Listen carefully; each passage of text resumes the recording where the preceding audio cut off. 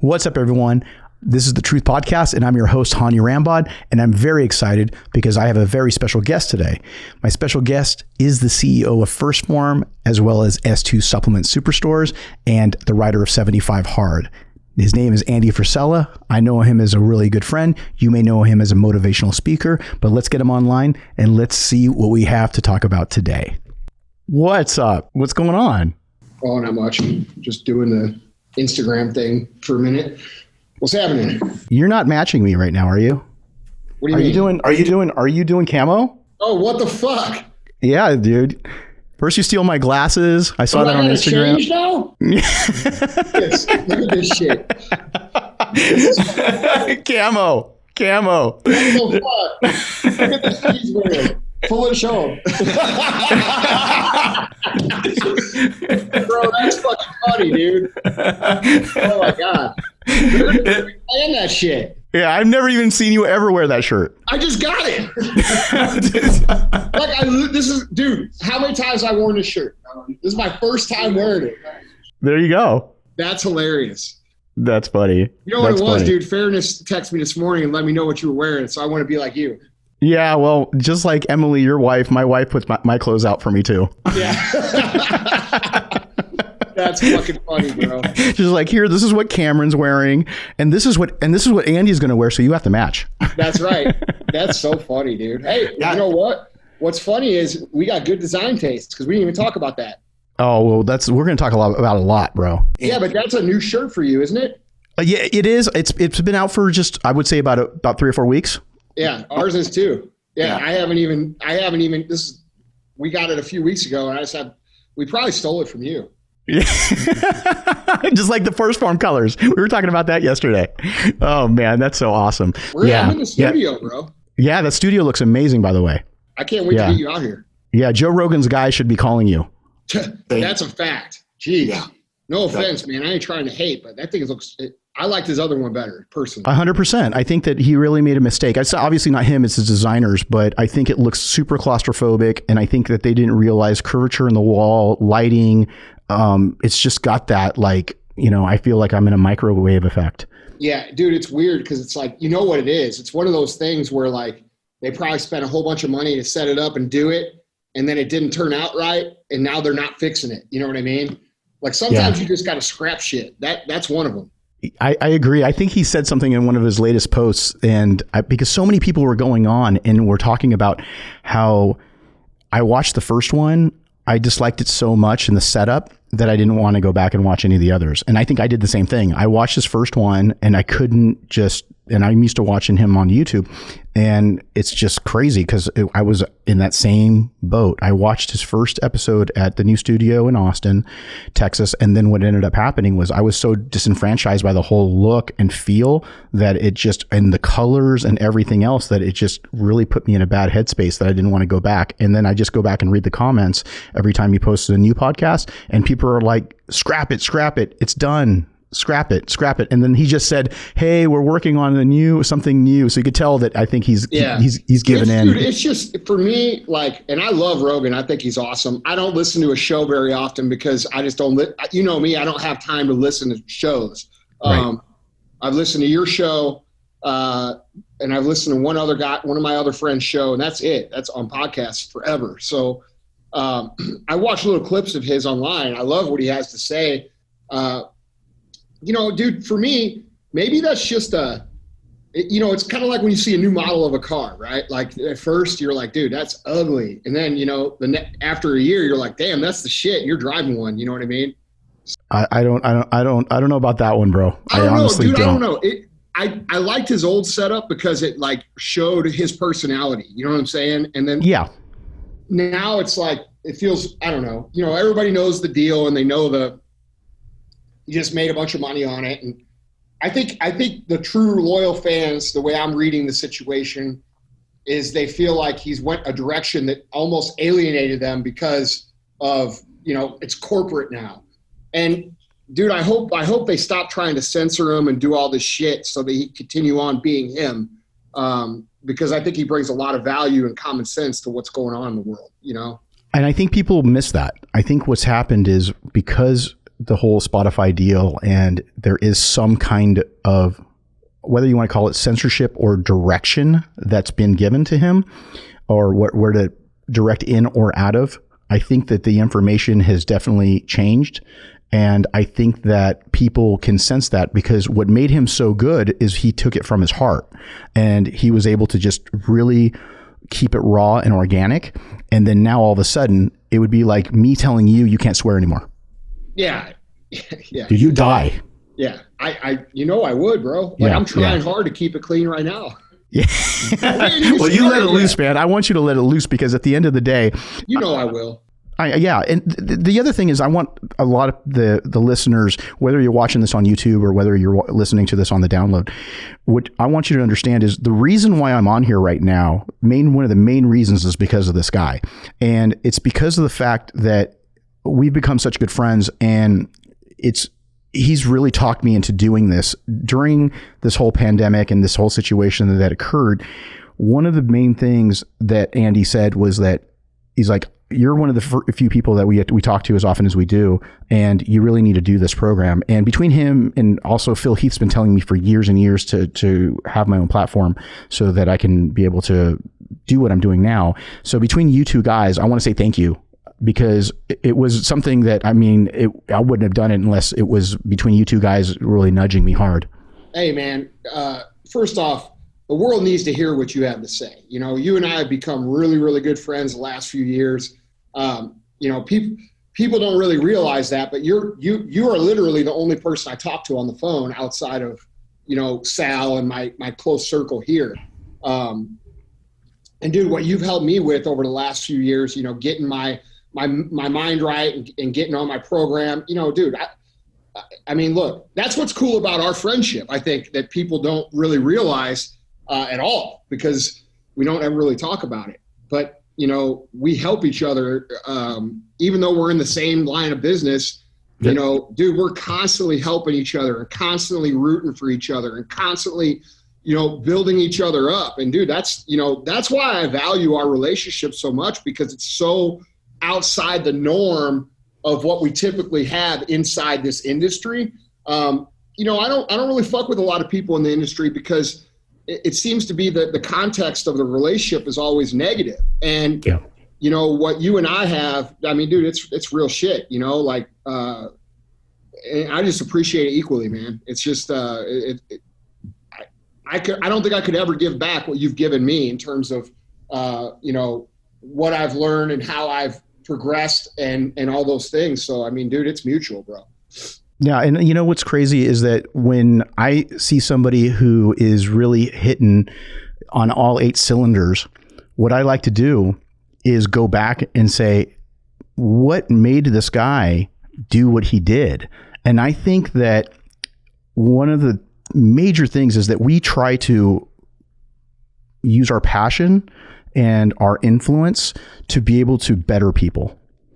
And when we've kind of created our own little circle, right? And it's like, it's funny. It's like, even when Sal, when your brother was out here and we went and had, dinner and with him and his girl, it's one of those things where we want to see everybody succeed. When you admire the people that you're working next to, if somebody's rolling up and they're getting better and better, then what you do is you go, wow, good for you. And I think in this industry, it's such a, hey, let me pull you down the ladder instead of bringing myself up my own ladder. And that's what it should be about. It should be about raising yourself and then keeping people within your frequency and your growth trajectory. And that should be, that like-mindedness should all work together. And I think that that's why, we've had a last couple of really good years together, because what we've been able to do is feed off of each other's energy. You know? Yeah, dude, and I think a lot of people don't realize that. You see me talk about this all the time. And if anybody's listening to my show, I talk about this nonstop. But like, dude, look, there's energy in the universe, just like there's energy in your body. And that energy in us, our brains, we're constantly communicating. And I'm a huge believer in that, bro. Like, my whole life is a result of living by a certain mental discipline and how I, create things. And, one of the things I always talk about with people, especially people that are struggling, is how do you react when you see someone else winning? How do you react when you see someone doing the things that you want to do? How do you react when someone's maybe a little further down the road than you on the same path? That will tell you a lot about your own personal struggle, because when you root for people to win, the universe rewards you with wins. When you root for people to lose, and I'm not talking about vocally. A lot of people think this is just about talking shit. It's not. It's about your heart's intent. Okay. Do you wish good for people? Because, dude, think about it like this. If I see someone who's where I want to be financially or physically or mentally or relationship wise, and I look at them and I let the jealous feelings, right? The feelings of, well, I'm not there, so fuck that guy. And that's a natural reaction that we all kind of have. But what we're really doing is telling the universe, hey, we don't like that guy because he's this and he's this more than me. And so what happens is the universe makes it harder for us to get that, because it takes it as you don't want that. Like when you hate on winning, that means you don't want winning. When so like it's a lot more, there's a lot more involved than just not vocally hating on people. It's more about like teaching yourself to truly want the best for other people, even when they're in your same space or a competitor or whatever you see them as. It took me a long time to figure this out, bro. I used to be the guy who was like fire and brimstone on fucking every competitor and this and that. And dude, when I switched over my mentality, which was probably about 3-4 years ago, my mentality completely switched. Now I'm competitive. I want to fucking win. But I also learned that my winning doesn't mean that they have to win less for me to win. And so it's an attitude of abundance, right? Like we know that if we put out good stuff in the world, good stuff's going to come back, and you have to trust that. And so, dude, you've heard that saying, don't kick people when they're down. Like people talk about that. I think it's bad karma to kick people when they're down, but I also think it's worse karma to kick people when they're up. And that's what nobody talks about.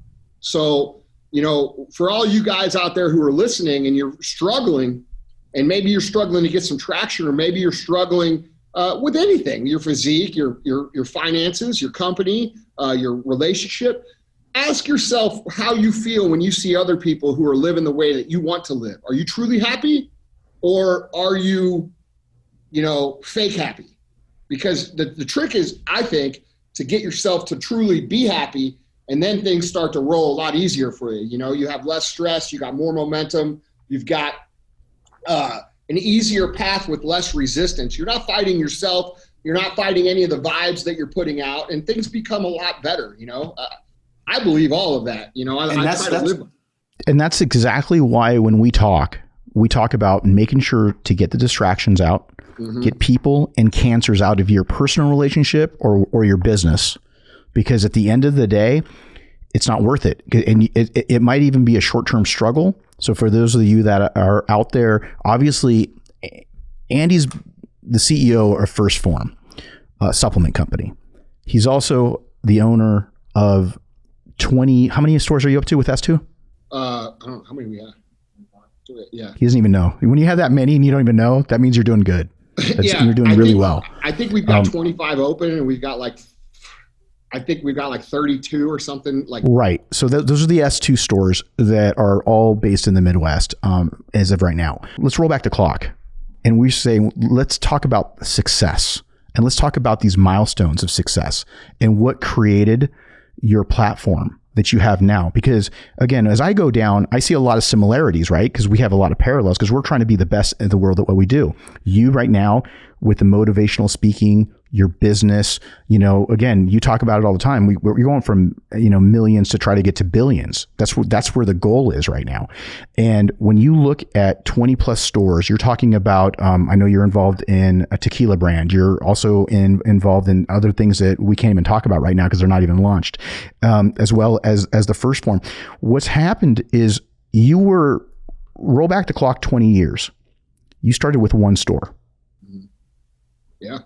And then when you started to go from one store, again, struggling. So, and for those that haven't listened to Andy's podcast, definitely go check it out, because it'll do you.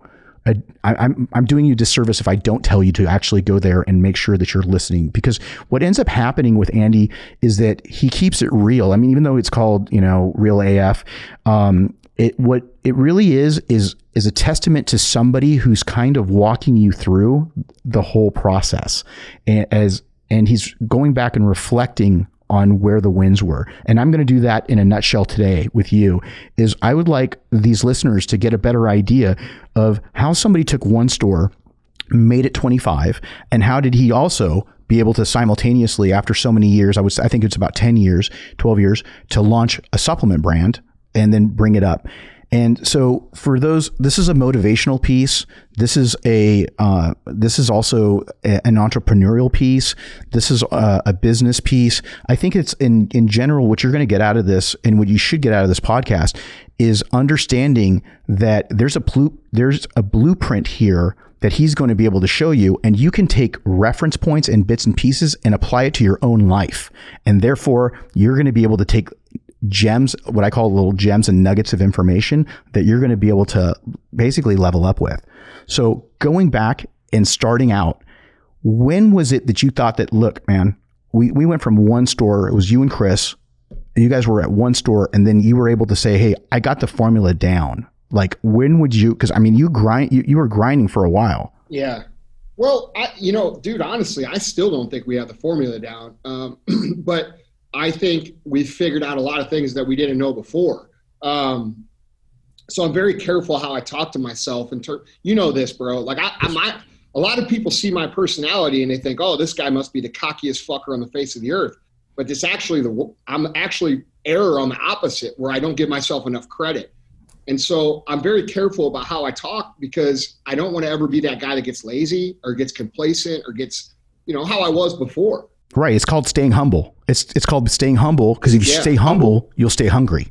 But if you start believing your own shit, it doesn't matter what you do. If you get that little raise and now all of a sudden you're like, hey man, you got a little senior after your title, or you're like a manager now, or if you're running around and you're like being a trainer and you got some guy and you got ready for a local show and now all of a sudden you want to just rest on that, whatever the hell it is, you can't be complacent, because if you sit there and get complacent or cocky, then what's going to happen is you're not going to grow.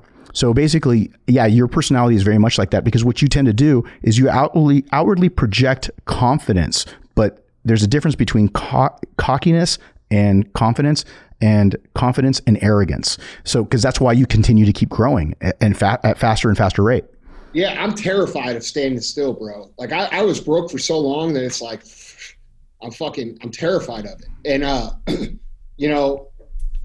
but I think, for us when it came to the retail business, a big year, I would say the turning point year for us was 2009-10. At that point, we had been in business for almost 10 years. We started in 1999. Our first day we sold $7. Right. Dude, people used to walk in our store and be like, yo, what's up? Like, you guys getting ready to close or what? And I'm like, I would get mad. I'm like, what the fuck are you talking about? Like, no, dude, we're brand new. We're going to, and I never realized that the reason they said that was because we had so little amount of product. We only had $10,000 of inventory when we started. That's all we had. So, we started off just like almost everybody else starts off in this space. It's really fucking hard. It's really, really a grind. It's a day in, day out grind. And so hopefully what I can share here is some stuff that, like you said, we'll give some nuggets to some of these young bucks coming up to maybe how to speed this process up for them. The first 10 years, bro, the mentality was this. And this is what I could go through and say, this happened. But really jumping to the point, the mentality that I had the first 10 years was, I want to sell shit so I can make money. Okay. And but you didn't start making money till when? Well, dude, my first 3 years, I made $0.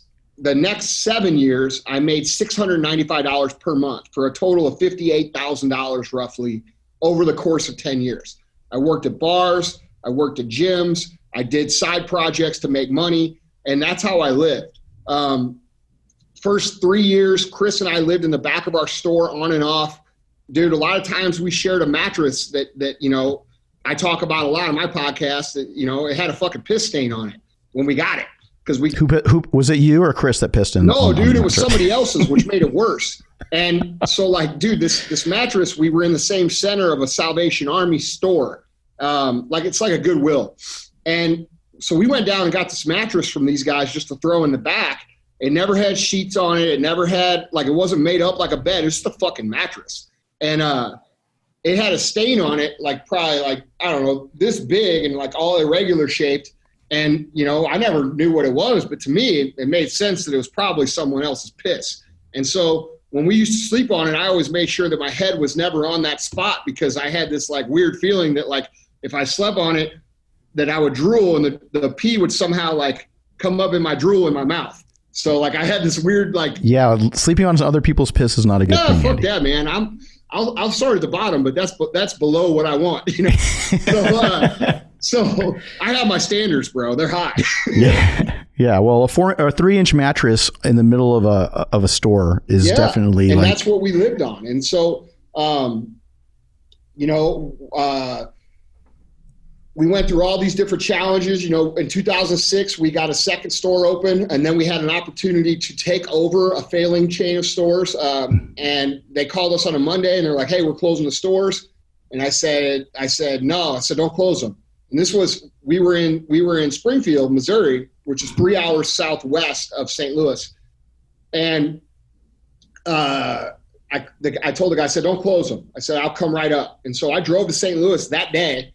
Met with him, figured out a way to take over his leases that he owed a bunch of money on, which turned out to be the worst thing I ever did, because he had run the business so poorly that the locations were actually stigmatized, meaning that people had a bad feeling when they went in of it being a nutrition store. So for me to get these stores to actually work, I had to go in, I had to work off this dude's fucking bad debt with which I didn't have the money for. So it took me a couple years to pay that. How did you qualify for that? I fucking went and met with every landlord face to face. I said, "Hey bro, give me a chance to do this." Cause like I didn't have any credit. I didn't have any money. So I appealed to their humanity, and I said, "Hey, I'll sign. It'll take me this. I'll pay his back debt, but let us stay here." And so we went from 2 to 6 stores literally in a week. And that was a huge break for us. And that was how many years into it, Andy? How many years into? 7 years in. So you went, okay. So it took 7 years, and then it popped. It went from 2 to all of a sudden, boom, now you're at 6. And that was a good opportunity, right? Because we would have never been able to expand that quickly. Right.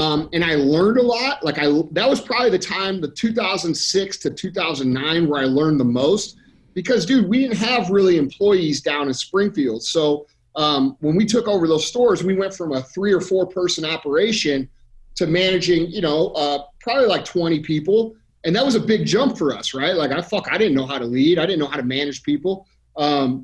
So it was really hard. And with the locations being stigmatized, bro, one of these stores, the fucking best, I'm getting like, I'm remembering it now. Like I'm having trauma. Like one of the best stores that we had, bro, it did 11 grand in a month, you know? And like, that was like one of the best ones. And so now, you know, for example, that same store now does a couple $100 grand a month. Right. So, we got, that's literally like 10 to 20 times the amount now in the same store, just by building it up. And just for those people that don't have a point of reference on stores, when Andy says that he's got 10 grand with inventory, I mean, it's probably 50 to 100 grand now when you go into inventory, depending on the square footage.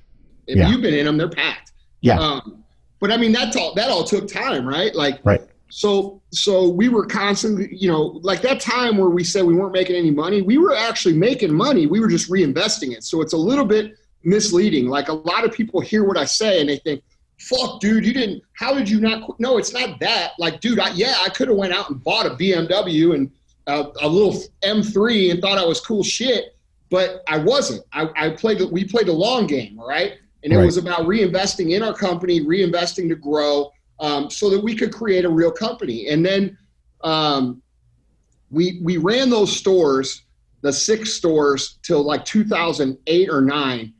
And we got into a situation where we were coming up short where we needed money. Like, dude, kind of like the dream started to we started to realize like. But that was at the height of the recession too.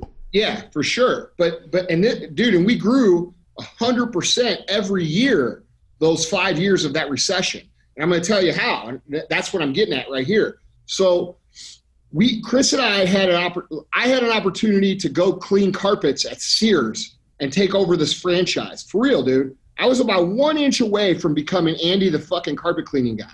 All right. And we started looking at other options, and we had talked about just closing it down because, dude, we're 10 years in. We're not making any money, right? We could literally make more money working at McDonald's.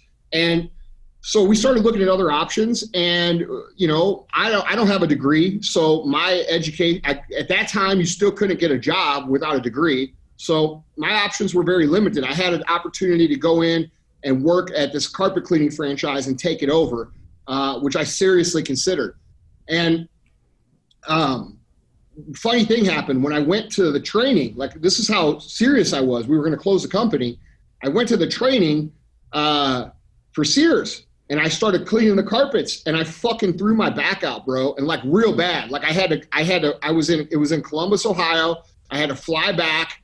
I had to go to the hospital. They had to give me all this shit to get me to calm down. And I was in bed for 30 days with this back problem.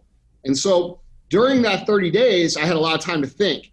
And Chris and I started talking, business talk. Like, hey, do you really want to do this? Do you not want to do this? How do we do this? Right. For those that don't know, Chris is Andy's business partner. Yeah, he's my partner in every business that I'm in, except Arte Syndicate. But the thing is that we had a conversation, and the conversation was basically this.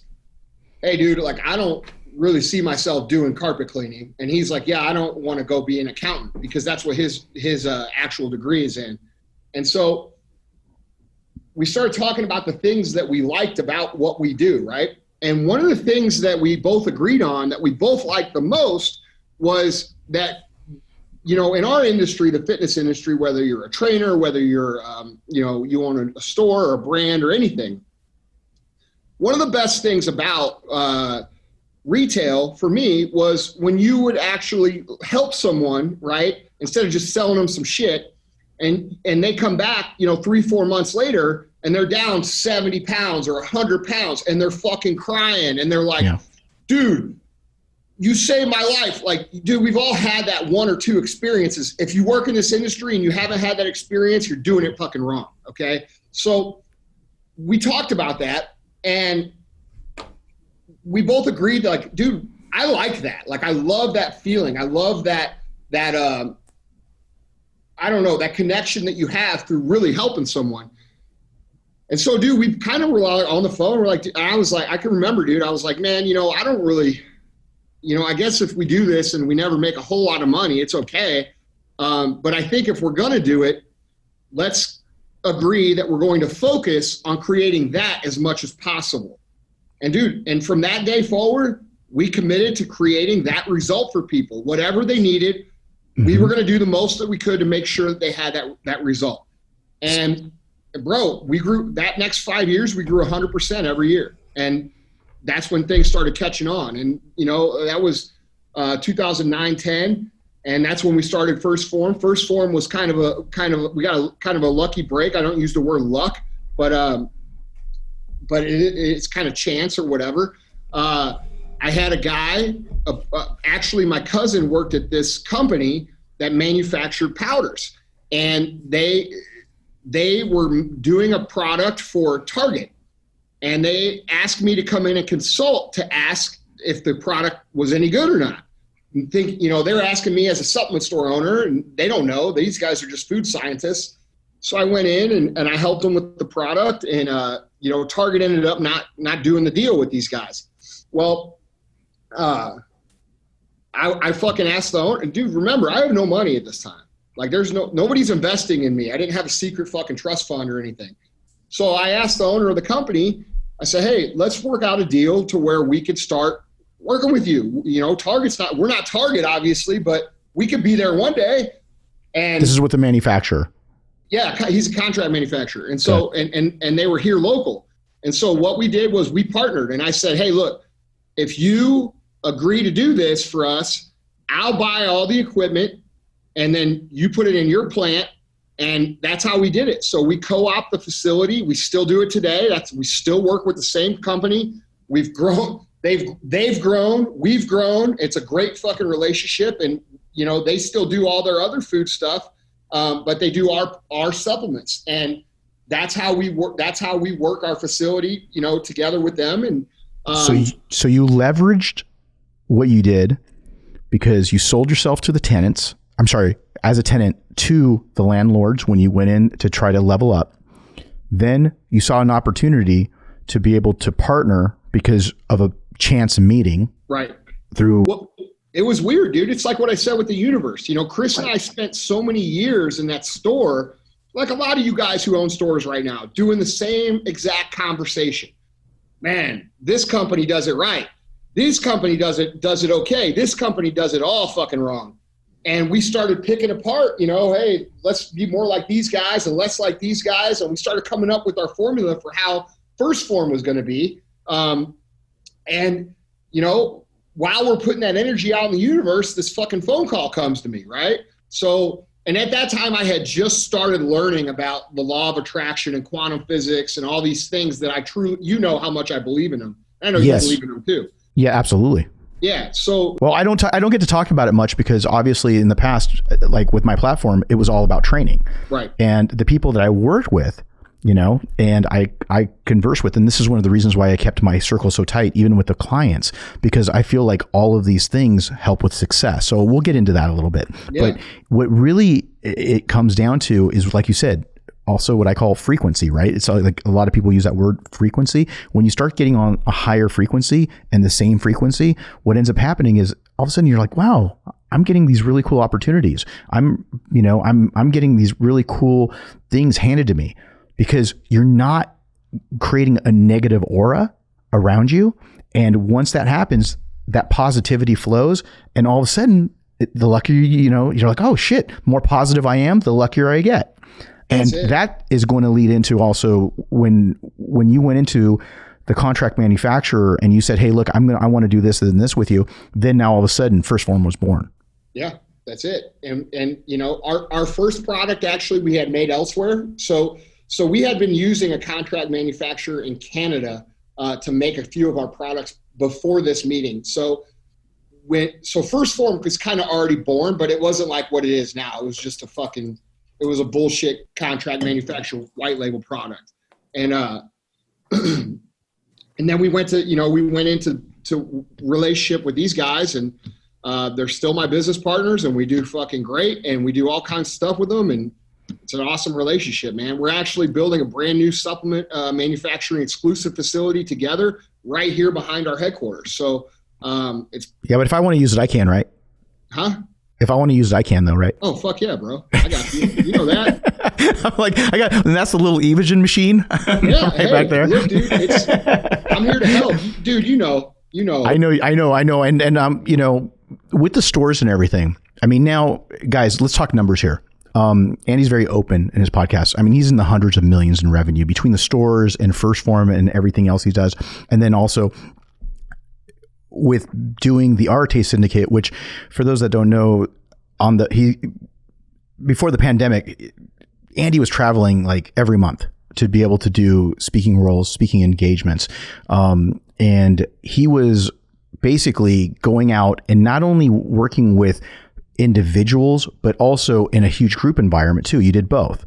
So those are, I would say, kind of your primary businesses. Is that what you would kind of summarize? Can you summarize that?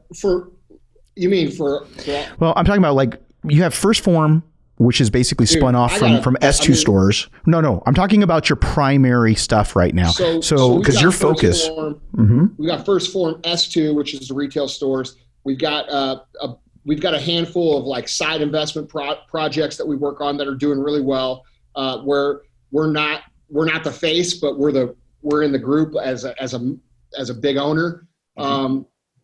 And then we have Arte Syndicate, which is basically a network of entrepreneurs that are vetted before they come in. They're all people who are actually doing things. It's not like fake Instagram bullshit. You have to have a real company. You have to be in the process of running the company. And, what we do is we create an environment to where, what we're talking about here, where it's very positive. It's collaborative.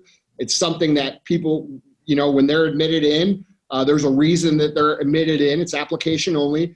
And what we do is we help small business owners, do what Ed Milet, my business partner in that business, and I have done, which is grow a bunch of motherfucking companies, and we're both at the point in our lives where we're financially secure and we're doing very well.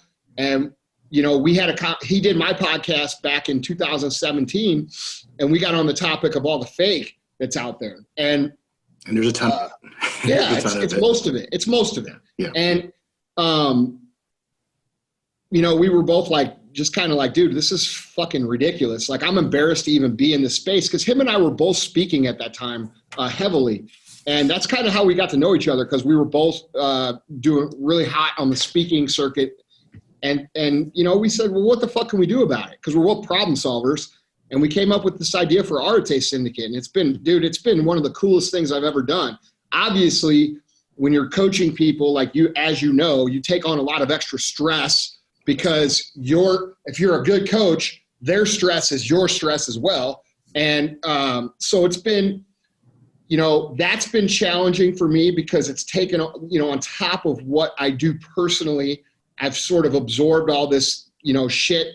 It's almost like going back in time 10 years for me, or 15 years, where I'm dealing with the same problems that I had then, but for other people. And as much as it's stressful, it's super rewarding, because I see the situation, I know the answer.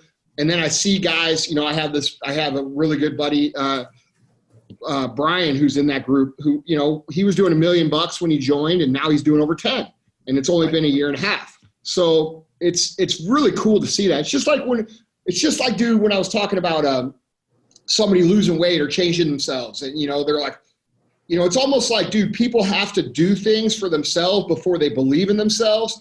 And so seeing a lot of these entrepreneurs come in and, maybe exceed what they thought they could, and then start to believe that they actually can do this, dude, it's incredible, man. It's one of the coolest things I've ever been a part of.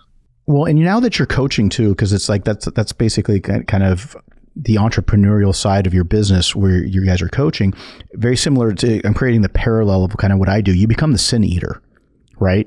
You become the sin eater, where you're literally having to work with people and their struggles. And now all of a sudden, it's not only are you absorbing their struggles, but you're also a little bit frustrated, because you're trying to get them through it and get them through that, what I call that fog of war, where you try to go through it and say, hey, look, you're in this financial spot right now, but if you make the right decisions and do the right things, whether it's you have a desk job, or whether you're starting your own business, or whether you're a personal trainer, or whether you're like a competitor, you have to get through the shit to get to the other side. It's like Shawshank Redemption. Andy had to get through the shit to get to the other side.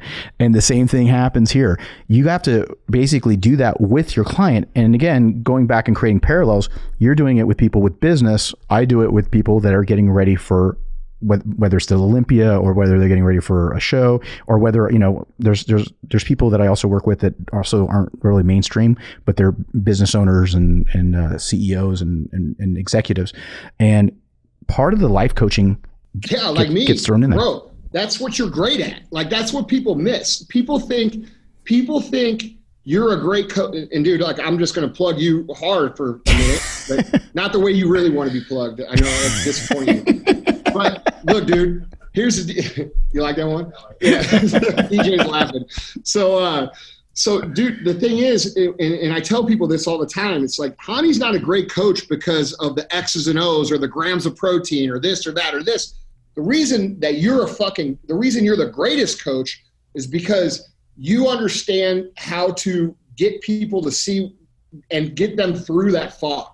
And dude, I know a lot of great coaches, bro. I've been around Lou Holtz. I've been around Urban Meyer. Okay, I've been around these guys I've been around Peyton Manning, these dudes who are real coaches. And dude, the one thing that separates the great coach and the great operator from everybody else is not that fucking, oh, Andy, I need you to eat 1.275 grams of protein per fucking minute. Like, that's not what it is. What it is you get this to work with everything else the proper way. And dude, you're one of the best that's ever been in that. And dude, I'm just happy we're boys.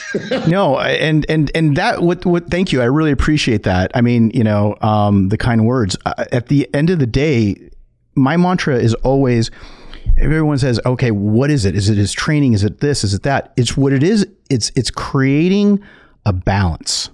And when we talk about balance, what people have to understand is that you have to become very unbalanced and very driven in the beginning to earn balance. And what happens is that you got to sleep on a 3-inch mattress.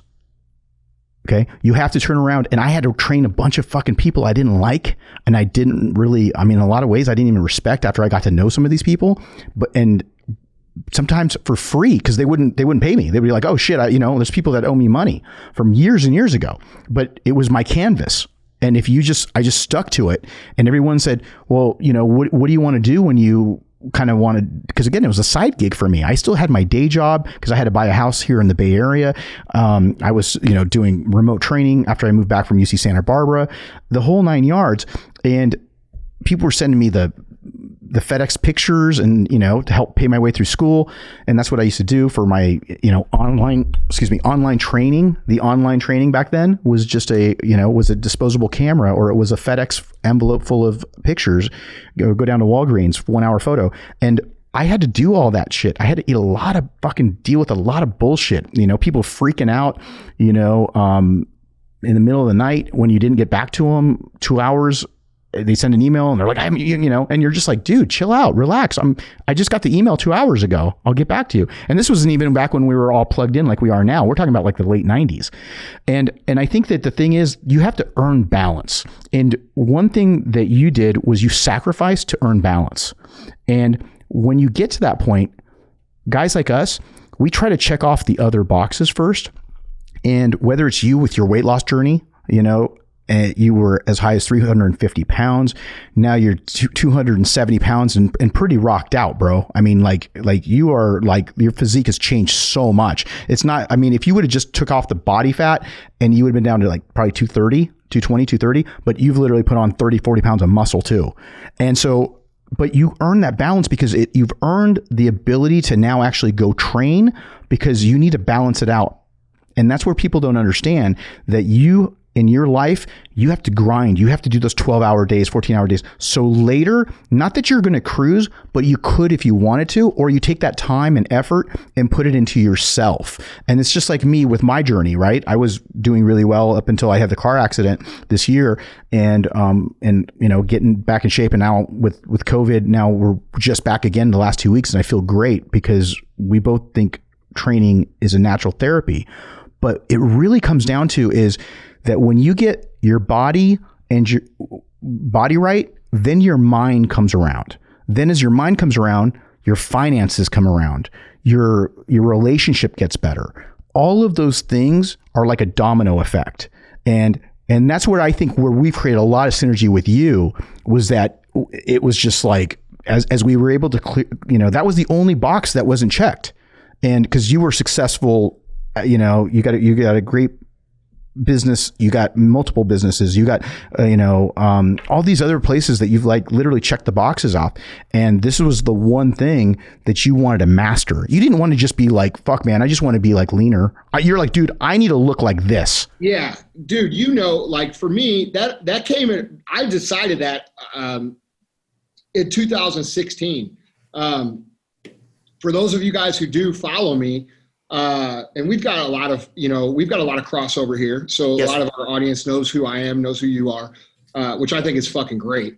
But the cool thing, for me, dude, like I can remember the exact time that I made that decision, bro. And it was a couple years before you and I had even really started talking.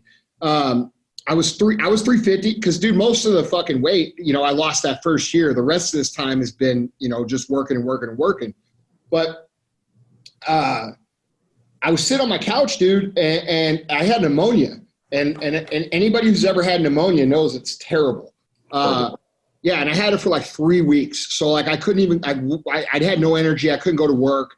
And that movie, Pacific Rim, you've seen that movie, okay? Yep. And I'm always into those kind of movies that are like so bad that they're impossible not to watch. Like I like Pacific Rim, I like Resident Evil, and like I like those like nerd out movies. Like I don't know. It's funny because and if you haven't seen Pacific Rim, it's about these giant robots and people jump on them. But anyhow, there used so you're to be watching a movie in the 80s just like that called Robot Jocks.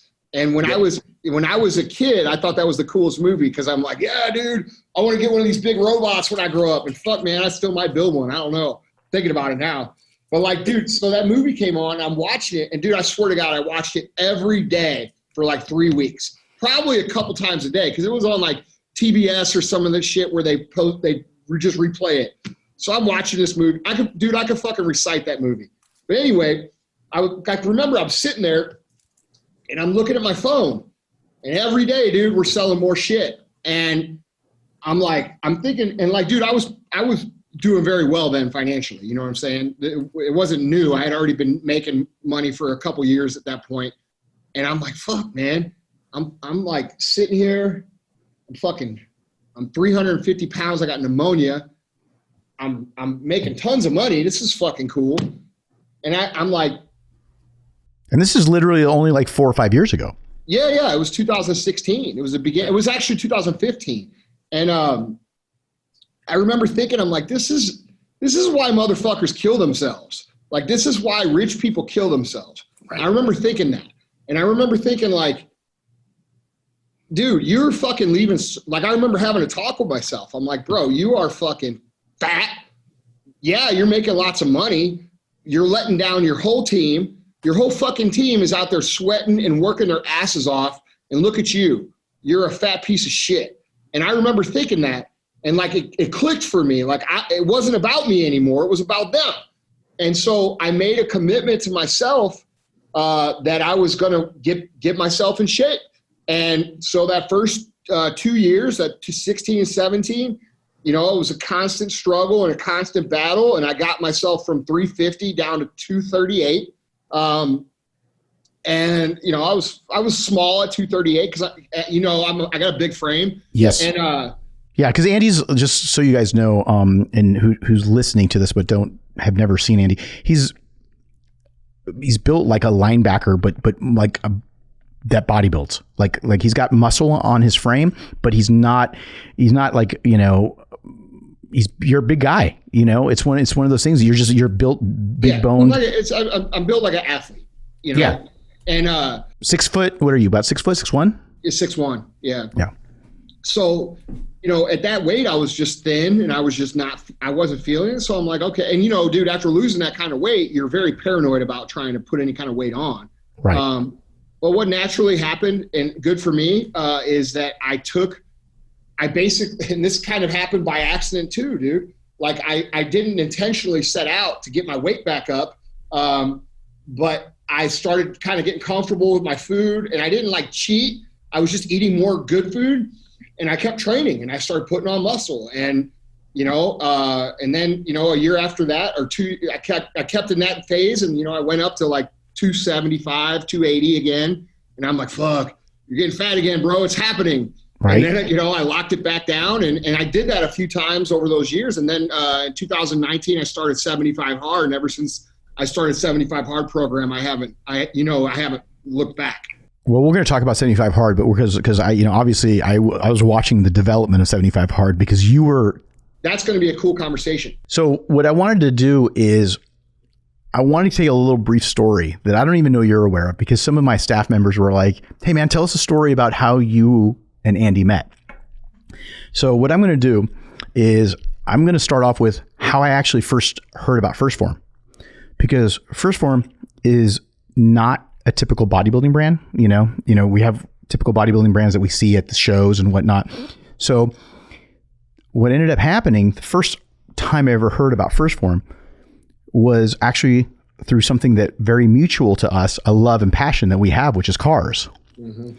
And I ended up this is, you're going to love the story because I don't even know if I told you. I know this story because it's the first time I really got to have an interaction with you guys too. So, because I don't know. You do? Yeah. You talk about how you try to sponsor Gold Rush. Well, no, we were just trying to get a logo on a car. Yeah. And then they're like, you can't do a logo on a car. I said, so for those that don't know, Gold Rush Rally is a big rally. Our friend Amy, who's in the car industry, they basically do a kind of cannonball run type rally across the country. And being that I'm in the cars and all that, and actually, believe it or not, it was something that me and Phil Heath had talked about doing together. And we were going to go and we're like, hey, we should go do like something like Gold Rush. And this is, years ago. And I would say probably 10 years ago. And I called up Amy, who's in charge of Gold Rush Rally. And I said, hey, we're thinking about doing it, but, I think I want to take like the GTR, or I don't remember what it was. I think it was the GTR or something. And I said, but I'd like to make sure that, I'd like to get a Neogen logo on it. And she's like, well, let me call you back. And then she calls me back and she's like, oh, well, that category is filled. And I'm like, and I go online and I look and I'm like, by who? Because again, I didn't know what Phorm did. And so I go, by who? I'm just like, she's like, a company called Phorm. And I'm like, well, who the fuck are they? Like, they got what's funny is I was having the opposite conversation on the other end. She called me and she was like, hey, we got this guy, Hany. I knew who you were, but I didn't realize you had your own brand. Okay. And he wants to sponsor Gold Rush. And I'm like, fuck no, we're the title sponsor. I'm like, no. And so she called you back and told you no.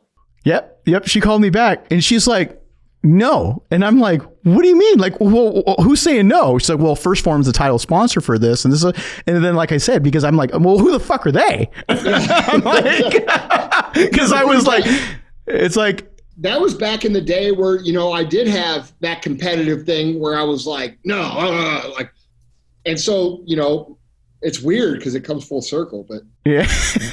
So that's exactly my first interaction, because I remember I went to Nick, who's now my vice president of ops, my right hand man, and I went into his fucking office, man. I was pissed. I was like, man, I go, there you go. I'm not gonna fucking do this fucking rally. This rally's fucking over, man. This bullshit. I can't believe it. Because now this rally probably sucks anyways. Yeah, no, dude, we picked up with them early on. So I have a mutual friend with Rambod and Amy who got me in to title sponsor that, like basically like their third year in, and we've been doing it since then. We did it again this year, but we could work on a co-sponsor thing. Oh, okay. Yeah, I appreciate it. But that was the first thing, and then so at that point I was just like kind of like, okay, like and then it was like every once in a while you see a logo, or actually a good friend of ours, another good mutual friend of ours from Springfield, Missouri, would end up wearing a shirt or something like that, and then I was like, that's the guys. That's the fucking guys right there, Chad. And he's like, Chad Nichols, and Chad's, I'm like, those fucking guys, they literally blocked me out, bro. It was like a Cuban embargo. I was like, I can't even go and do this right. I can't do this. I was like fucking like all butthurt. I was like, fuck. I was like, fuck, man. I was sorry, like, bro. No, man, it's all good. It probably saved my life from doing 180 in a desert somewhere in the car. That definitely happens on that rally. Yeah. Well, the thing is, then we fast forward, and then we ended up at another mutual friend, Mark Bell. So I was on Mark Bell's podcast, and Mark Bell, who's based up in Sacramento, just a couple hours north of me, he was talking to me about prepping. We were talking about Ronnie Coleman and what he did. And then obviously we started talking about Jay Cutler and the 2009 prep and what we went through during that arguably his best ever. And then he was really big on the war on carbs, right? And I was just like, listen, I know from your podcast that you're anti-carbs, but I do believe that carbs do play a huge role in bodybuilding, especially when you're trying to build up your physique and you're trying to create a more three-dimensional look. So what you really need to do is you need to be able to just understand that your body, it's much better to carb cycle and know how to properly carb cycle so that you can maximize your muscle mass and he was just really kind of like, oh, we're on carbs. And then we ended up deciding, like, I think it was right there and then, he's like, I'm like, well, you're a powerlifter, but you've never done a bodybuilding show before. And Mark Bell says, yeah, well, I've never had a coach, or I didn't do this. Would you coach me? Or however that conversation went. And I was like, yeah, if you're going to actually listen. And then we ended up that day starting in 11 or 12 weeks or 13 weeks later, whatever it was about 12 weeks, I would say. We got him in shape. And then not only did he look good, he ended up winning his class, and I think he took second in the open, if I remember correctly. And then I believe that you hit me up and you're like, dude, Mark looks amazing. And then I already knew you from also the car stuff, because you had gotten your Ford GT, you had gotten a bunch of different, I think you had just gotten that delivery, I believe, the orange, you were the first Ford GT delivery. Yeah, dude. So Mark and I, we're good buddies, and we don't talk all the time, but when we talk, we have a great relationship. And during that time where I was losing all that weight, him and I, we were talking consistently because I was doing keto variations and all kinds of things like that to pull that fat off. And so, when I saw him switch over to, a more carb-friendly program, I was just curious because he looked amazing. And that's when I reached out and I'm like, hey, bro, what's that all about? And we started talking. And, that was, I don't know, probably 3 years ago. Yeah. Yeah. And, I mean, me, I'm still a little bit afraid of carbs, but I love them, Yeah. Yeah. But, we can't be afraid of them. You got to just train into them. I'm teasing. Yeah. Well, and that's what, because you were also about, and you went down the road where a lot of people do, because you get scared because you're fixated on your scale weight. And when you cut your carbs out, your weight goes down, but you're basically just dehydrating. And so when you start to carb cycle and you start to get now, the shoulders are coming back and all of those things started coming back, then you're like, holy shit, I'm starting to look like an athlete again.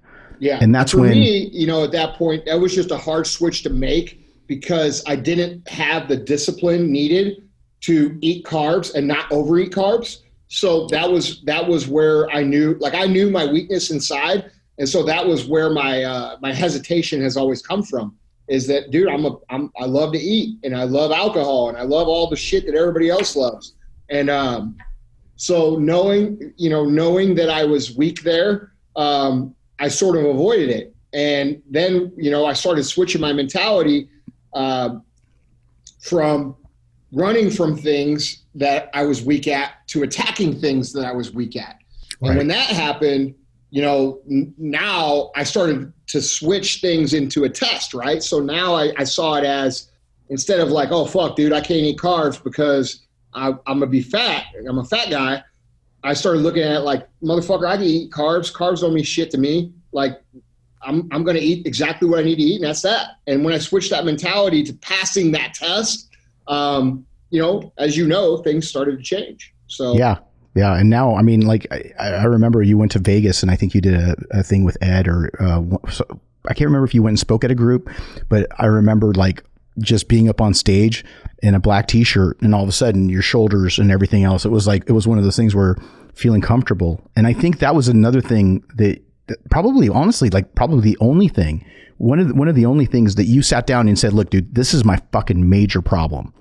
I got to feel good. And also it helped you with your anxiety, because not only were you kind of like hard on yourself, but it created more anxiety for you. Yeah. And that's something people don't know about, really, unless you follow me consistently. A lot of people don't realize that I struggle with like depression pretty seriously. And, very seriously. And I have for the last 20 years. So for me, once I started to get physically acceptable, like, so to speak, where, I wasn't embarrassed to go to the pool, or I wasn't embarrassed to go shopping. Cause dude, when you're 350, dude, and you're fat, you can't find clothes that fit. You never want to go outside. You never want people to see you. You don't want to go to the gym because you're too fat to go to the gym. Right. And like, dude, it's just this weird downward spiral that you fall into. And so, right. When I got to be accepted, where I wasn't like embarrassed anymore, but I wasn't like super proud, I was just proud to not be a fat ass. I started to look at where my weakness was, and my weakness was always this. And like, dude, I always admired people, right? Like I admire bodybuilders for a lot of reasons, but the main reason why I've really always gravitated towards bodybuilding and bodybuilders is because the discipline that's required to turn it on and turn it off and to do the things, it's a 24-hour a day process. And that, to me, the mental toughness aspect of like, I always looked up to people like that I thought were mentally tough. I'm like, fuck, dude, I wish I had what that guy had. And a lot of people look at me now and they, you know, I have that brand of being like a mental toughness guy. But the point is that I wasn't always that way. I was fucking weak as shit. And I needed, you know, I had to tell myself the truth before I could ever really fix anything about that. And so, you know, that's kind of where we got to where, you know, I started using the process to control my depression and anxiety. And when I started to focus on that, the physical followed, man. Like, you know, I mean, you know this because we talk every day, but like, you know, when I started focusing on doing what I needed to do so that I could look at myself in the mirror at the end of the day and be like, you're a badass motherfucker because you got all your shit done. Plus you ran these companies. Plus you did this top in the world podcast, plus. Now I started to actually believe I was getting there. You know what I mean? And so when I switched my focus from like my motivation, so to speak, from, you know, oh, I just want to be ripped or I want to be jacked or I want to look good, to one, I'm letting all these people down if I don't.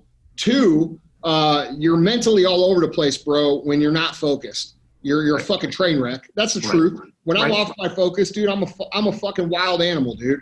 Wow. In the beginning, I would know when you'd go off the reservation because you would check in every day and then all of a sudden you'd go dark. And then I'm like, okay, a day or two would go by.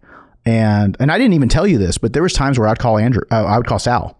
Yeah. And Sal would be like, you know, I'm like, hey bro, I'm sensing a disturbance in the force. And he's and Sal would tell, yeah. And it was kind of like, it was like if you had to make a graph, you had these high highs and then you'd have this crash low, and then you're like, you know, high, crash low. And then as when I started to understand kind of your mental chemistry, it was able to kind of dial in your body chemistry in regards to your relationship with food, the mental aspect of it and all that.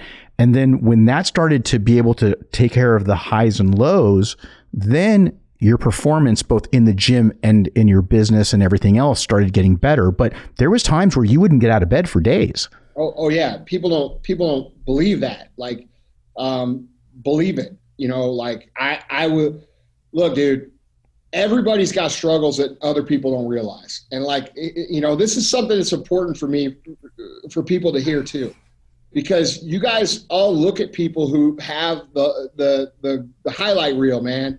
And you don't realize that there's struggles behind that highlight reel that you know nothing about. And so, you know, yeah, bro, there's days like, and I'm not, look, dude, I'm under consistently a ridiculous amount of fucking pressure from other people to perform. And when you're under that pressure all the time,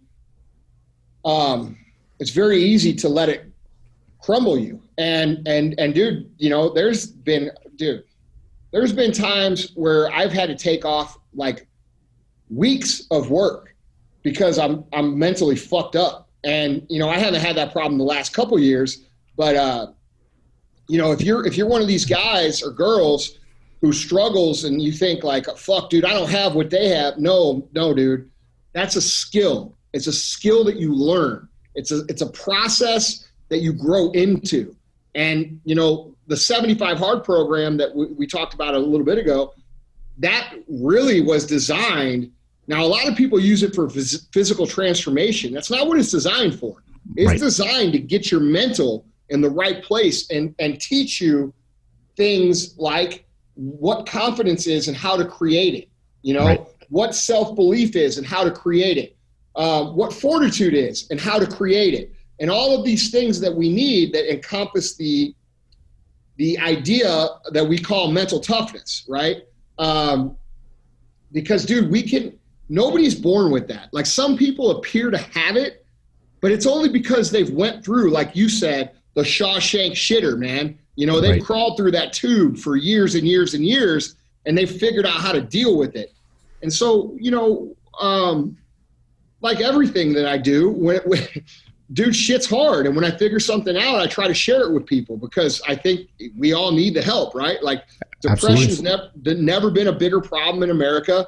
Obesity's never been a bigger problem in America. And dude, if we really think about what we're fed through the media and all these things through society, we're fed.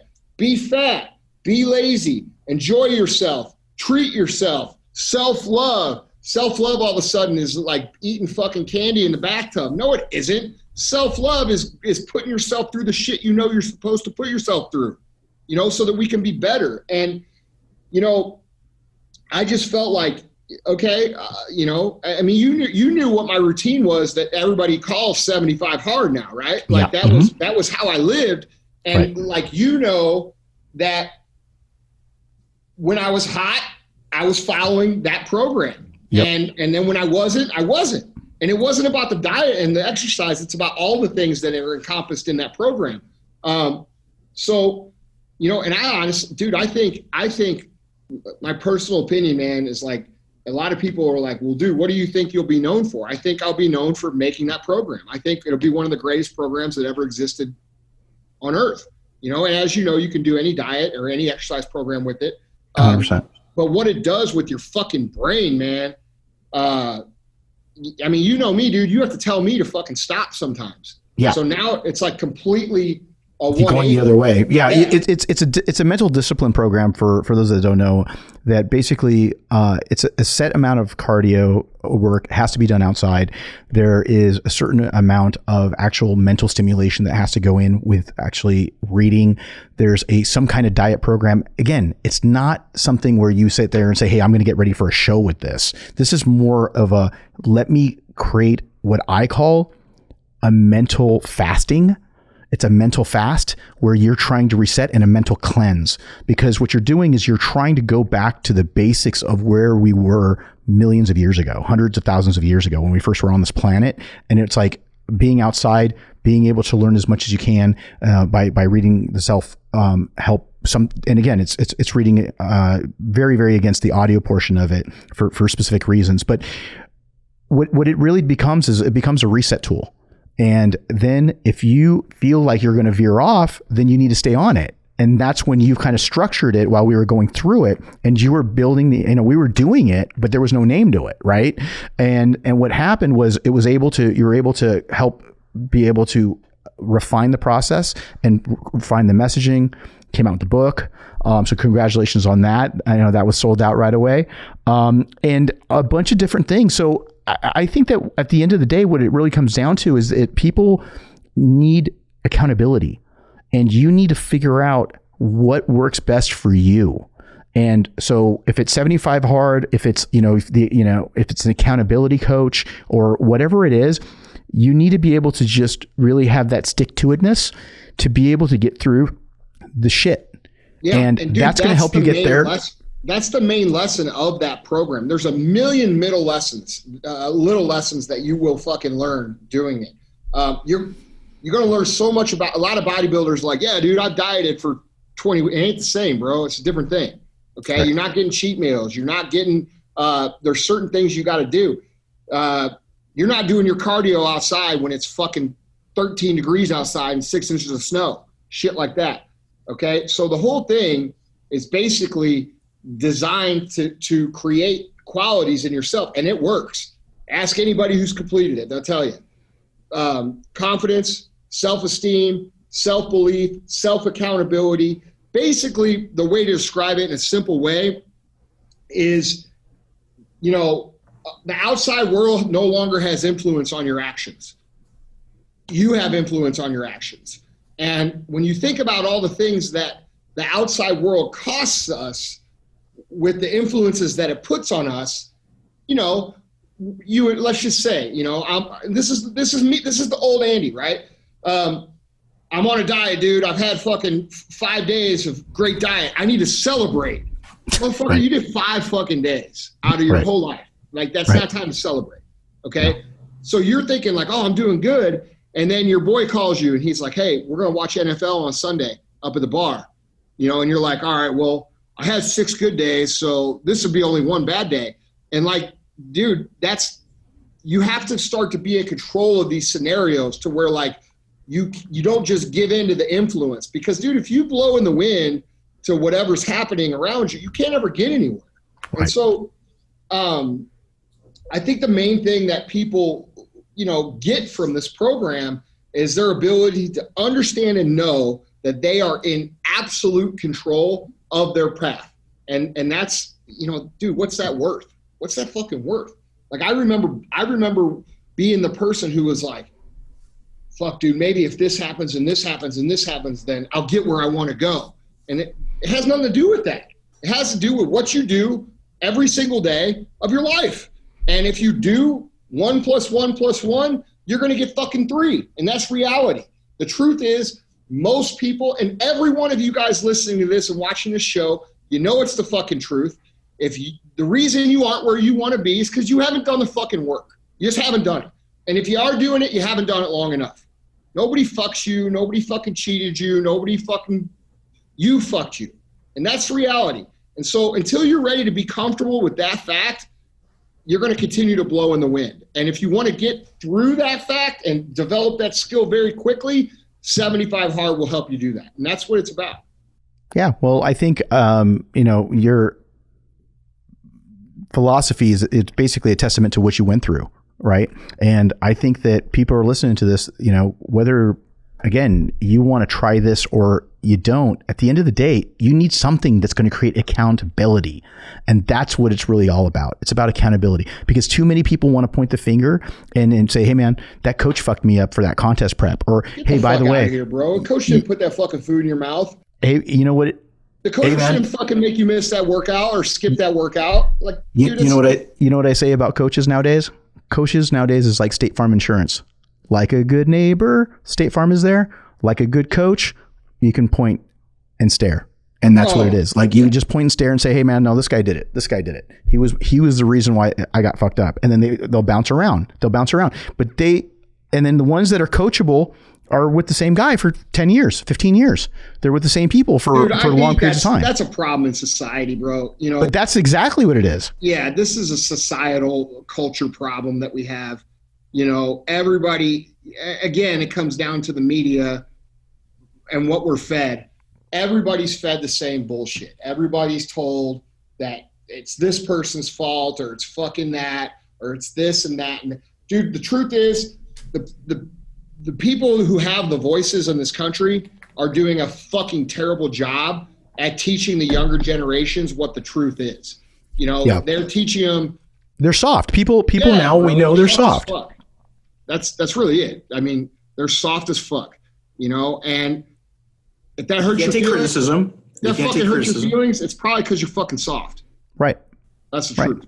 And then and the bottom line is that if you are listening to this right now and you're saying to yourself, hey, I can relate to some of these things, but am I too soft? Am I taking things to literally, again, you're known as a hard CEO. I'm known as a really hard guy to please because I chase perfection, you know, and that's what I do. I find flaws. So if I find something I'm not going to be like, hey man, this is great. This is 80% there. I'm going to be like, dude, that 20%, what do we got to do to get that 20%? Yeah. And let's get to, you know. Yeah. And I think a lot of people get frustrated with that too, because you and I are very similar in that aspect in really all areas of life. And that's why we're good buddies. But, you know, and that's why we're great for each other. You know, I love you, bro. I love you too, bro. We have a bromance going. Yeah. So the thing is like, I think a lot of people, they get scared of that perfection, right? Like if you watch The Last Dance, like the Michael Jordan documentary, which I thought was amazing, you know, you learn 100%. A lot about what perfection really looks like. And because we can argue, right? We could say, oh, so-and-so's the best entrepreneur, or so-and-so's the best artist, or dude, when it comes to the best athlete and the best work ethic, it's pretty unanimous that people understand that if Jordan's not the guy, he's in the top 5 for sure. So we'll just use him as an example of what that actually looks like in real life. as a human. And the one thing that I picked up on from that documentary, and if you haven't watched it, it's a fucking great documentary. One of my really good friends, Tim Grover's in it a whole bunch. He's a mental toughness coach, amazing dude. The thing that, you know, scares people, right, is like you always hear this saying, you know, it's progress, not perfection. And to me, that's the weakest fucking shit that people say. It makes no sense to me. Yeah, that's not the truth. The truth is this.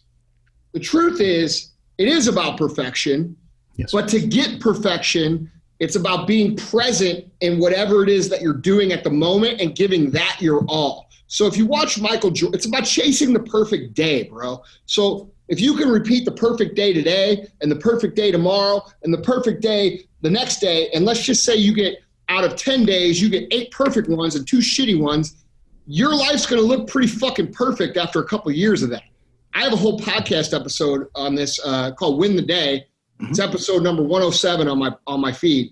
But the point is that we have to get away from chasing perfection when we're on day one, right? And so if you take the big mountain and you look at it and you say, fuck, I got to be there, you can never get there.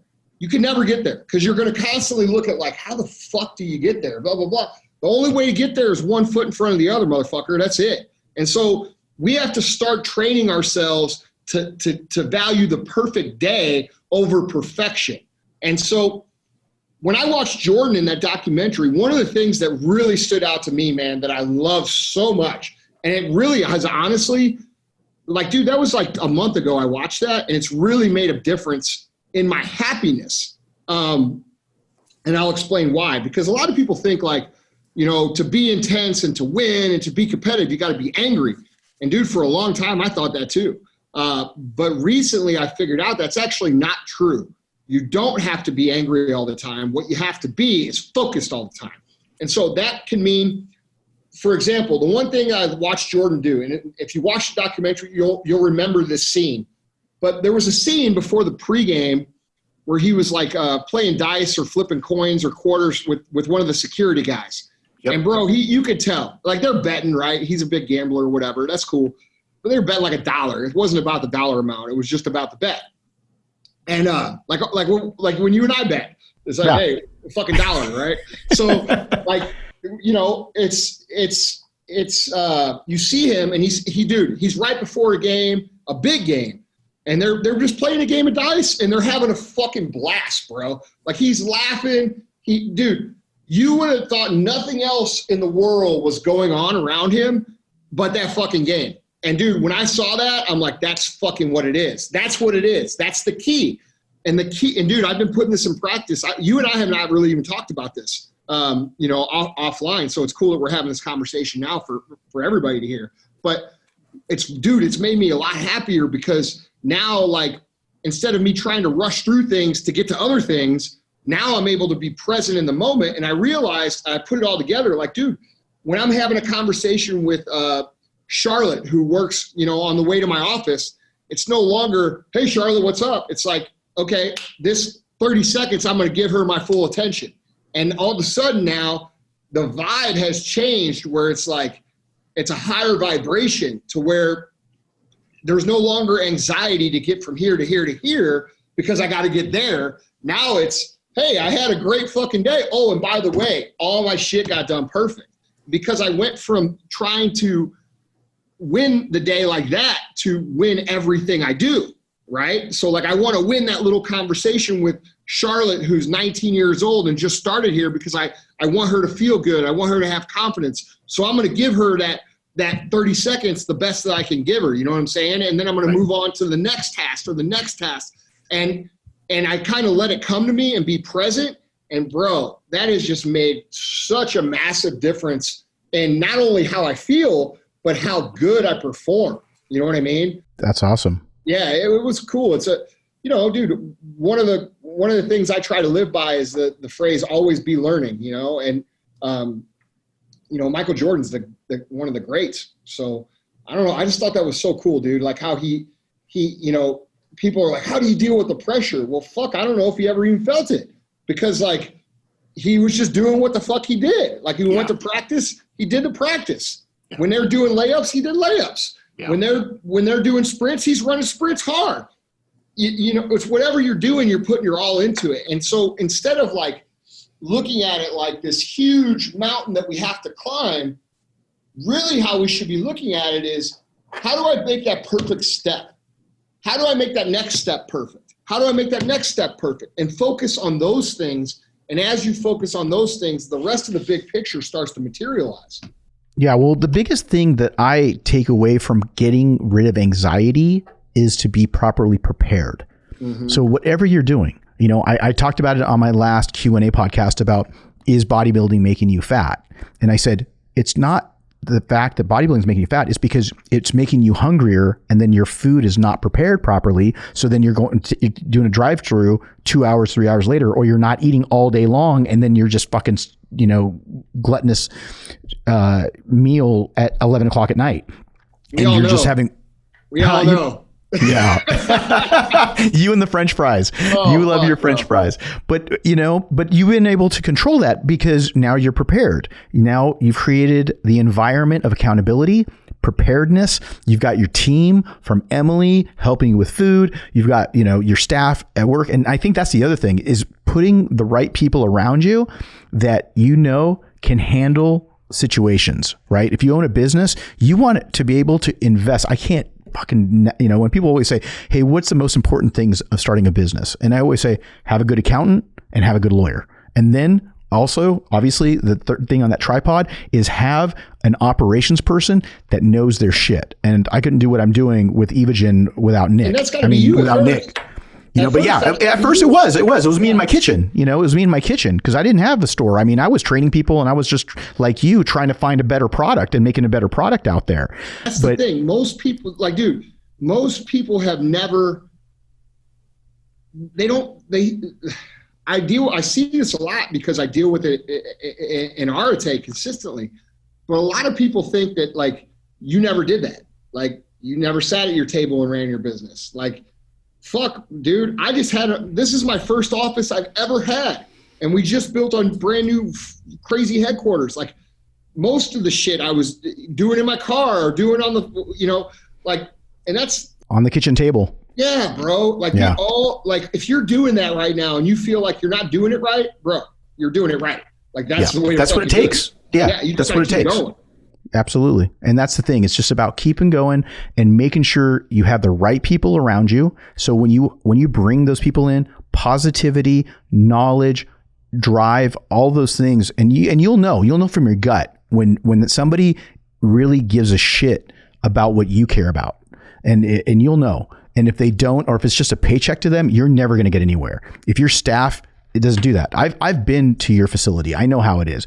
And that's a cultural thing. And that's something that I aim at to refining and being able to evolve too with my personal brand too, because for me, it's always, I'm getting ready, you know, people ready for shows, or I'm focusing on my clients. And then I'm, you know, sometimes, you know, Evogen has grown slowly because it's always been. Let me give you some advice. This is just me as a friend. It's the truth. You got to be a little more selfish. You know, you're one of the most selfless, fucking good human beings I've ever met in my life, bro. And, you know, you've just got to, you know, you got to make Hany a priority too. You know what I'm saying? Yeah. And that's, you know, we talk about that, but yeah. You and my wife said the same thing. Fairness says the same thing. It's it's the greatest quality, but it can be one of big detriment, bro. Because we spend all our energy on other people, and then you know, I mean. Trust me, I'm the same. That's why I know it's a problem. Yeah, when I talk about balance, guys, like when you like what Andy and I'm talking about, like we go through it too. I mean, it wasn't too long ago that he was in bed, depressed, all this other stuff that he overcame that, and I'm still trying to work it through about building my balance. I mean, I wouldn't be doing this podcast if it wasn't for the pandemic. It took a fucking pandemic for me to sit down and actually do this and be able to try to share some of my, you know, relationships and start some of my viewpoints on a podcast. Otherwise, I would be running around the country or the world actually just, you know, doing some seminars, shaking hands, kissing babies, and working with athletes. But this has just allowed me to pivot into something because I'm taking the opportunity because of friends like yourself and Phil Heath and the people that have been trying to pushed me into that situation. That's because everybody around you knows what you have to offer, man. And we know that people need to hear that. Like and by the way, you're doing an amazing job with your podcast. I don't know if I should have got you started in it, because now I'm gonna have to fight you in it. I think we're in different categories. I'm in health and fitness. Oh, are you? You're in, yeah. I mean, no, but I did look it up. It's only a matter of time, bro, before you're at the top of the list, because I appreciate that. I appreciate that vote of confidence. But yeah, I after we talked, I went and looked, I think yesterday, and from all the followers going on there and starting to actually download, I did get on the recommended list on iTunes for hot new podcasts. So thank you guys. And you guys, there now? I'm on there right now. That's awesome, dude. That's a huge deal. That's great news. Yeah, so that's under that category. So if you guys are watching this, then do me a favor, please go on and download as well, because it does help with the algorithm and the rankings. So if you can go and as well, if you're watching this on YouTube, make sure you go on to iTunes or Spotify and make sure that you're also downloading and subscribing to the podcast as well, because what I'm trying to do is justify taking all this time to do these things. Because if anybody tells you, they're like, Hany won't last past 2 or 3 of these because he's going to be too busy doing something else. And I actually enjoy doing these. And it's one of those things, but it does help with my motivation, where I see people that are giving me good feedback and they're actually pressing like or turning on their notifications, on the different platforms.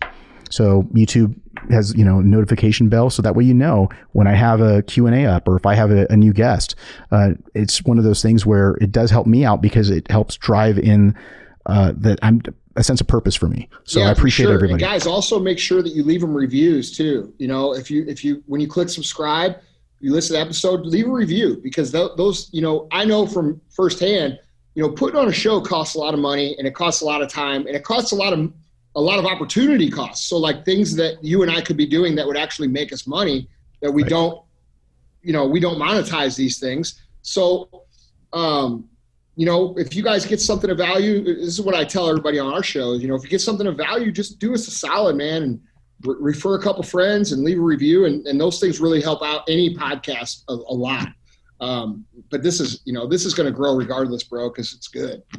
Yeah, no, and it's good because if I got guests like you. So, I mean, at the end of the day, I know that we've been talking about doing a lot of other things. And when we get together in person, because one of the major passions that we both have is cars, we have to get out there and do a tracking video, because you got one of the most amazing collections of cars and you actually drive them. There's a lot of guys that pick up cars. So if you guys are into cars and stuff like that, let us know, because I'm going to be doing some more podcast / YouTube videos with different car elements that I'm doing. Because again, I'm just kind of made this channel regarding my passions, and cars are one of them. So when I go and track at Laguna, or we go to Sonoma Raceway, or we go to Thunder Hill, I want to start doing a little bit of that. So you guys are going to be seeing that. So tell me in the comment section what you guys would like to see, who else you'd like to see on, and if because we're going to try to get together at some point pretty soon, and what you'd like to see from Andy and I, because there's going to be a lot of people that are going to have aha moments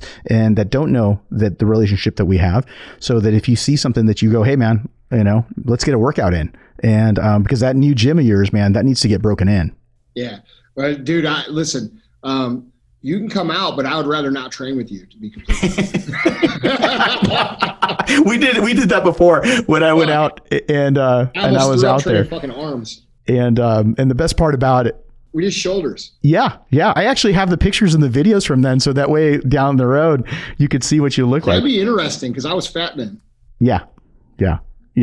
And now you're just I mean, you're still on your fitness journey. I'm less fat. Well, we all are, but it's all about little 1% every day, getting better and better. So get that perfect day in, bro. That's it. And then it becomes a game. Like, it becomes a game for you. When you start understanding that that's what you're chasing, you're not chasing, the Mr. Olympia title today. You're chasing a perfect day today that will lead to that. And so when you start understanding and figuring that out, dude, it becomes a game. It becomes a game that you win. You win or lose every single day. And dude, that's something I go in depth in on that episode 107 that I mentioned, but that's that it's a real concept, bro. It's the only way to get where we want to go. Right. And the other thing that really helps, and you guys make sure you write this down. Andy and I both firmly believe in this, making sure that you put your list together, your daily list. And, whether it's 5 things, 10 things, I believe you go by 5, right? Is it 5? Yeah. You go by 5. And I do too. And what I do. Well, I feel like, dude, the reason I do 5, just so everybody knows, and I'm sure it's the same thing. I think we've talked about this before, but the reason that the reason it's not 50, because a lot of people are like, oh, dude, I could do 20 and I could be 5 times. You can't do 20 every fucking day, bro. Right. You can do, and plus the goal, look, I'm lazy, man. That's the truth. I want to do my own shit when I want to do it. And people are like, in the entrepreneur space, we have all these dudes that are like, oh, you got to grind 47 hours out of 24. Shut the fuck up, bro. That's not true. What's true is if you're effective, you'll get there. If you're not effective, you won't. So if you pick 5 things to be effective at every single day, right, and you get them done by fucking 10 o'clock, guess what? You get the rest of the day, do whatever the fuck you want, and you're still going to move forward. So right. This is it's a means to an end. You know what I'm saying? Like, right. And I'm going to break it down because, guys, I know 5 things doesn't mean I'm going to be a millionaire or I'm going to be $500,000. I'll go ahead and I'm going to talk about this for a second. It doesn't mean that you're going to sit down and say, I'm going to open up 20 stores, or you're not going to say, I'm going to win the Olympia. What you're going to do, those 5 things, if you're doing weight loss, it's going to be like, I'm doing my cardio because I need to be consistent with it. I'm going to have my meals prepped. I'm going to make sure I'm going to hit all 5 or all 6 meals today. It's going to mean that you're going to focus on making sure that you get tasks done that are hard for you to get done. So at the end of the day, what we're trying to do is you're trying to make sure that you create those little milestones so that, again, what Andy says, win the day. Yeah, dude. And the thing is that once dude, the reason most people struggle is because they can't grasp that concept. It's compounding interest, man. There's a good book on this too. It's called The Slight Edge. If you go read The Slight Edge, that's a great book about compounding interest that shows how your efforts will compound over time. But man, it's crazy because like it's really less work than what people think it is. It's just being more consistent every single day. And so, to you guys out there trying to build something, let's say, business or a body or whatever it is you're working on. And write it down. Let's give these tools, man, because these are basics where we kind of overlook because we assume too much. You guys take a notebook and write it down. I write everything down and I make sure. I still have my, so I have a thing that I sell called the Powerless Journal, but I don't even use it. We make it available, but I use the same notebook I used. I have a refillable like 6-ring binder that I've used since like 2004. And it's really important. It's really important. If you just have a spiral bound notebook and you can just write down what the goals are for the day. I mean, I have people do it for training, right? I say, hey, look, this is what we're going to do. This is what the exercises are. They're critical tasks, right? What's it going to take for that day to be a win? A lot of people think like that we're talking about affirmations where it's like you write down 5 things like I'm going to be a millionaire. That's not what we're talking about. We're talking about, what do you need to do today that are critical tasks that you could cross off as they go. I got to drink a gallon of water. I got to eat, on my diet. I've got to make these 4 phone calls. I've got to do like things that actually move you forward. You know what I mean? I think it's important to clarify because a lot of people think this is, dude, with society being the way it is, while I believe in all the mystical things that we talk about, like quantum physics and all these things, you still got to do the fucking work. And we have the society where people think they can like affirm themselves into reality. That's not true. You got to meet it halfway. The universe will do half, but you got to do the other half. And guess what? That doesn't mean your half is half of what you think it is. It means the full job is only half the job. The universe has to do the rest. So, critical tasks, guys, not goals. Not, hey, I'm gonna be the Rock one day. That's not the goal. The goal is, hey, I'm gonna fucking lift, and I'm gonna eat, and I'm gonna drink, and I'm gonna call this person and send these emails, and I'm gonna make this call about my business and this and this and this. And so things that move us forward. You know what I mean? Right. And those critical tasks, again, could be work-wise, it could be personal, but those are the ones that you really want to write down. And then every day you'll notice that you're getting somewhere, because we all been in that place where we have our bills, we have this, we have that. I still deal with it. Like, I always put that shit to the side.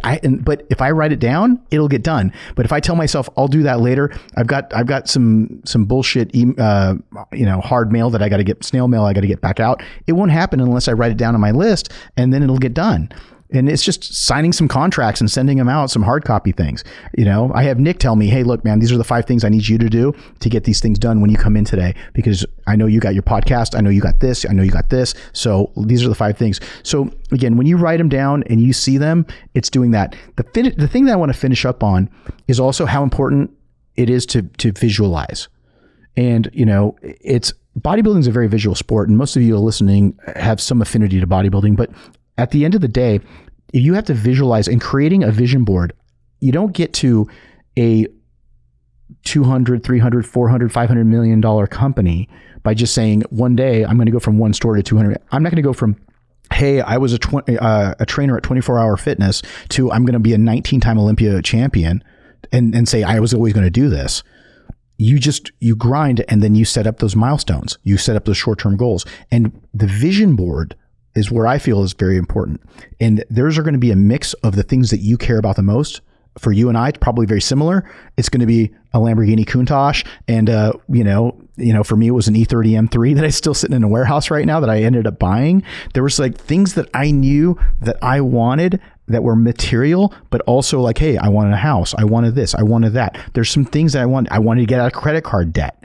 I wanted all of those things that I wanted. I wrote down. And I was able to use that as a vision board and plug it away, And so some people will go out and buy a nice watch when something happens, and they'll say, hey, look, man, this real estate deal happened, or this big thing, I got a promotion, and they treat themselves. And then they use that for fuel for the fire, for a bite of the carrot, to be able to elevate and move themselves forward. And I think that is super important, because if you don't do that, then you're not being able to, nothing changes. So then why would you want to change? So you need to figure out, if you keep doing what you've always done, you're never going to get to where you want to go. So that's where I really want to drive that message home for people that are listening. You want to make sure that if you want a really solid change, you need to do it with a game plan. You need to come up with an accountability plan, and you need to be able to create a vision board of what you're going to get and how is it going to change your life? Because you need to be able to kind of get something out of it to be able to put yourself through that workload. And so again, for me and you, it was probably a lot about the cars that were on our walls. And I think for those people out there, whatever it is, it's a vacation with their family. It could be, going out and doing a photo shoot when they get into their best shape ever, so that they can help their own. And sometimes it'll get tied back to business so that they can do a business, they can turn around and advertise. But at the end of the day, make sure accountability, the vision board. Anything you want to finish off with, Andy? No, I just want you guys to understand, who's listening. And, first of all the bodybuilders out there that are listening, and you've been going through the process of dieting, and you've been training, and maybe you've done some shows, and understand that for you to have the financial success that you want, you got to apply that same sort of discipline to all the areas where you want success, where it becomes a 24-hour mission to get there. That would be something, because I see I know you and I have talked about this at length. I see so many people in our fitness industry that they haven't figured out, bro. They've got it figured out. They just haven't figured out to take what they've figured out here and just apply it over here, and then over here, and then over here. And so the coolest thing about training and fitness and bodybuilding is that, like, it really teaches you what you need to succeed.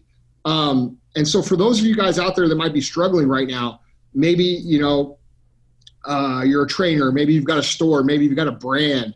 And let me just give you like 2 things that I think will make a huge difference for you. One, stop worrying about what you're going to get out of the deal and start worrying about what you can give to the deal. Can you help this person? Can you help them get in shape? Can you help them feel better? Can you help them learn? And do that to the best of your ability. Taking that focus from we're trying to sell shit to we're trying to help people is what's made my businesses, regardless of whether it's fitness or tequila or whatever it is that we happen to be doing, whether it's, we're in the marijuana space now here in Missouri. There's all kinds of, it doesn't matter. What can we help people with? And then the other thing is to understand that it doesn't take 24 hours of your day to get these things done, okay? If you're looking at this, whoever it is you want to be, entrepreneurs in today's social media age like to glorify themselves as these machines of, I have it, you don't have it. And I like some of these dudes are my friends and I tell them this shit to their face. But this dude, I do. I do. Yeah, I know. Yeah. I know who you're talking about, too. Yeah, bro. Like the fucking 24-hour grind my fucking face off shit. Dude, you do not have to do that to win.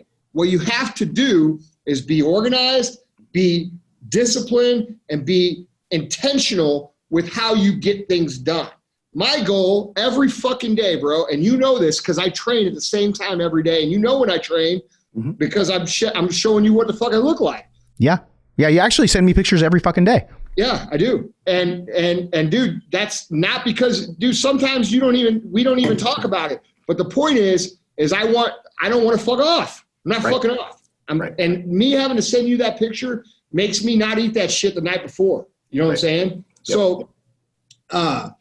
So I want people to understand that, like, when you get to a place of you're wanting more and you're wanting to be better and you do not have to fucking kill all your relationships. You don't have to lock yourself in your basement. You don't have to be a monk and you don't have to set yourself on fire. No, dude. Right. Look, you have to be effective and you have to be organized. And if you're effective and organized every single fucking day, the steps will add up and you'll find yourself someplace on that mountain. And you probably find yourself over the top of it. And that's a very key word, effective. Effective is really the key word right there. Because everybody right now, like, dude, what do people really say when you say, hey, how you doing? What do they say back? Yeah, I'm good. I'm okay. No. Entrepreneurs always say the same shit. Oh, I don't know. I don't listen to them. I'm fucking busy, dude. I'm so fucking busy. Motherfucker, if you're that busy, you ain't doing it right. You're just not.